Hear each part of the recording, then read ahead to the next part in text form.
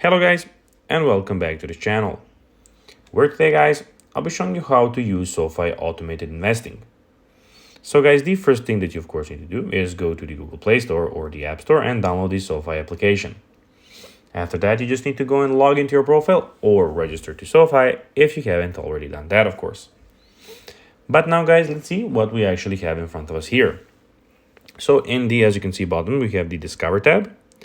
We have the, of course, as you can see, watch list. We have the account.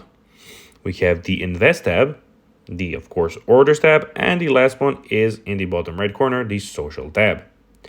But now guys, let's see how you can actually go and use SoFi automated investing. So using SoFi automated investing, also known as RoboAdvising, is a straightforward way to manage your investments with a minimal effort. First of all, of course, visit the SoFi application and go and, of course, create your account.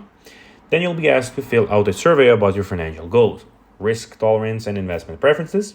This information helps SoFi algorithm tailor a portfolio that suits your needs. Decide how much money you want to invest. You can start with a little as $1. Choose whether you want to make a one-time investment or set up recurring deposits. Based on your input, SoFi will recommend a diverse portfolio that aligns with your risk tolerance and goals.